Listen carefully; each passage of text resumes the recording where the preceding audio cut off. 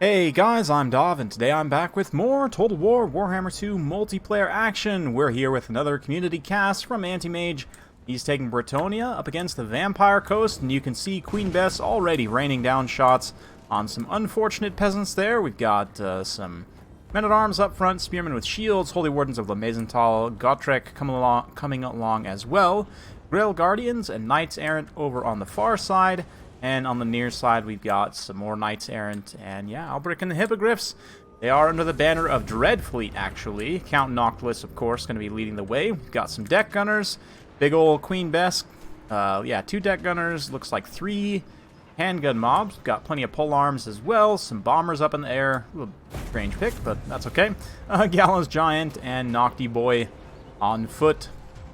So yeah, the Bretonnian peasants definitely going to take a beating on the approach here, but that's fine, actually. I mean, the peasants are only 250 points each, right? The men-at-arms. I mean, they do have some chevrons, so they might be a little bit more than that, but at the end of the day, Queen Bess shooting those guys is not going to be the most efficient thing in the world, and she doesn't have a whole lot of ammo, so you do have to be pretty wise about how you try and use it, but Anti-Mage just sort of very patiently bringing all of his forces to bear here.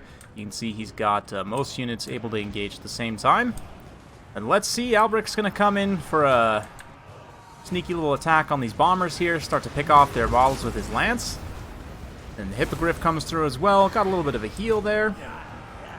Just a bit of a pre-heal, and the Hippogriffs are actually going to drop down and try and take out Queen Bess.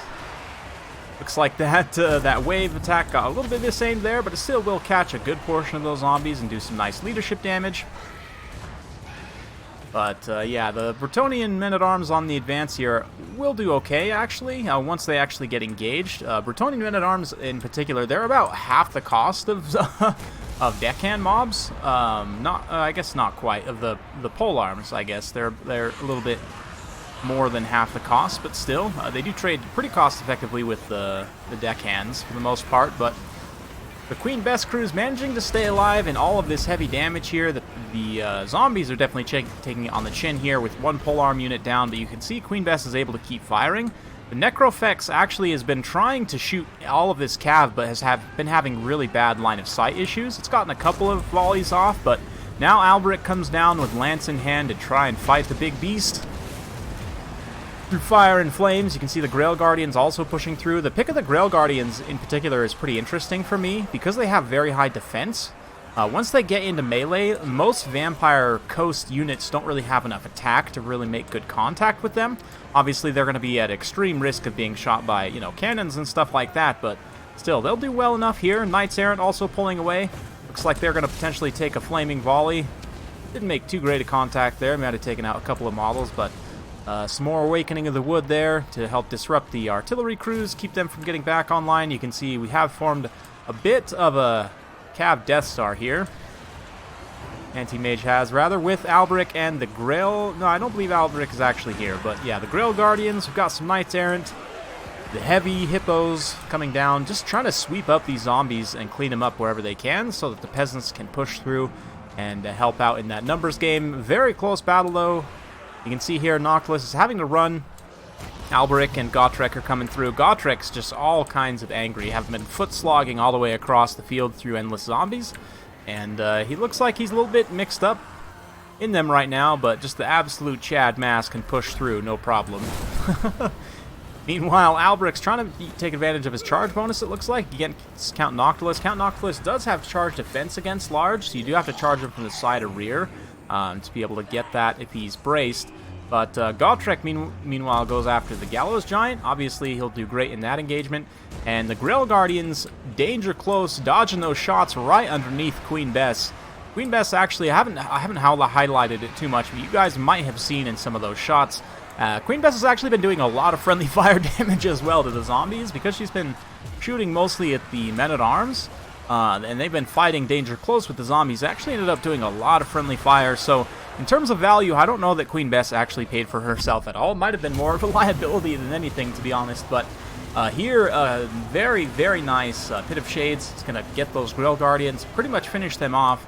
So, yeah, Albric getting pretty desperate here. He's getting relatively low on HP. They've just about finished off the Gallows Giant, though. Him and Gotrek kind of going shoulder to shoulder here. as gouts of flame shoot out. You can see the poop deck summon already has been dropped, but the big boy falls with a crash. More zombies drop, and more zombies wash out from the sea here as Noctilus continues to summon them. There's a handful of Holy Wardens here who can still continue fighting. They'll probably fight to the bitter end. And there's still some Hippogriff Knights here. The Hippogriffs just barely now dropped one of their unit models.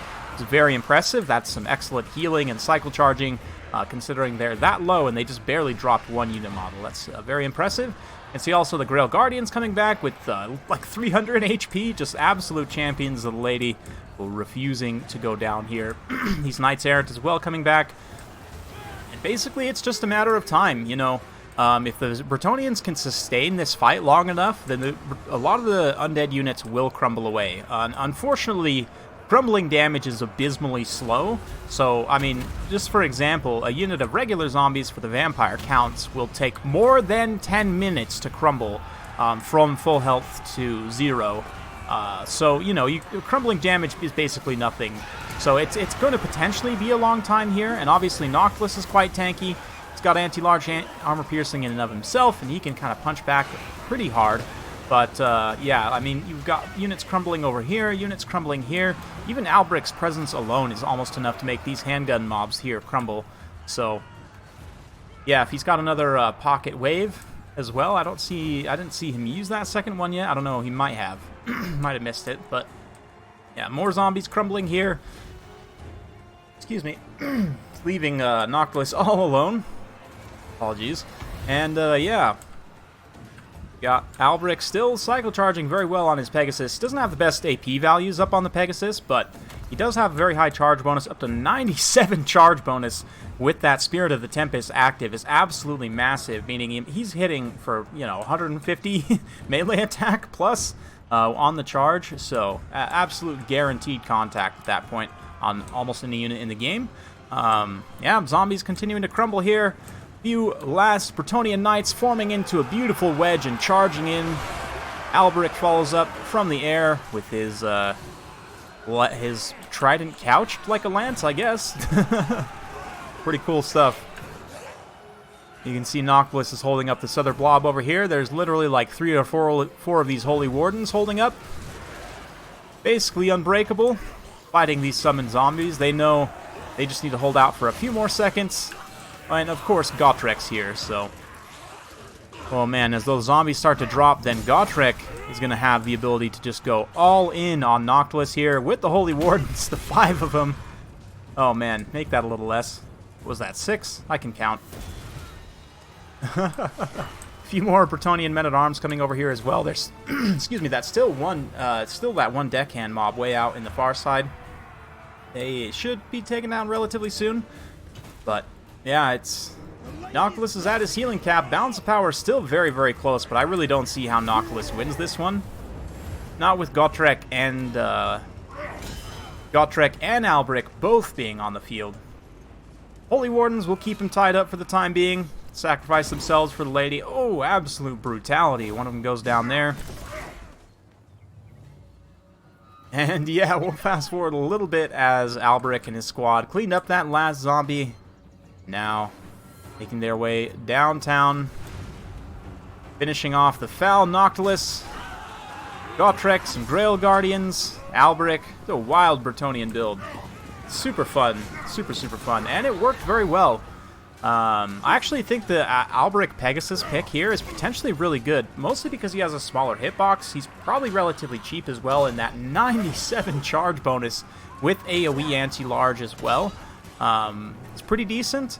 I think for the Vampire Coast, there are a few things I would critique in this build. Overall, it's pretty solid. Queen Bess, I'm not the biggest fan of in this matchup. I mean, I guess if you're worried about mass peasant archers, I just think there's more cost-efficient ways of dealing with that. But, yeah, likewise, the Flaming Necrofex, again, great for routing off mass peasant builds, but I think the regular Necrofex is much better here, because it's long range and is much better against cavalry. Noctilus is super solid here, though. The bombers I would definitely swap out for just like hounds or bats. And then probably upgrade one of these handguns to the black spot, since they have anti-large armor piercing and melee and armor piercing guns. They're just so good in this matchup at a multitude of things. But yeah, great job to Anti-Mage here, staying patient, you know, peasants doing their duty, getting bombed out by Queen Bess, which racked up 148 kills, but again, I still think this probably did more harm than good at the end of the day. 160 kills on the Hippogriffs, 178 on those Grail Guardians. As I mentioned, if you can get them into the Vampire Coast lines without getting shot, there's very few units on the Vampire Coast roster that have enough melee attack to make consistent contact with these guys. So take that as it is. Of course, with the anti-large damage, they do have a little bit higher DPS output against large targets, with the support of Alberic as well, which is always nice. But a great performance from the Grail Guardians. Awesome to see that. Knights Errant both 77, 79. Good stuff. 51 for the Holy Warden, 73 for some Spearmen at Arms with shields. I don't even know how that happens, but good stuff. 87 for Pegasus Alberic. And yeah, fun build, I have to say. I really enjoyed that one. So big thanks to Anti-Mage for sending that one in. Hopefully you guys enjoyed. If you like this sort of content, be sure to like, subscribe, hit that bell notification button so every time I upload a new video, you'll be notified. Thanks again for watching, and we'll see you next time.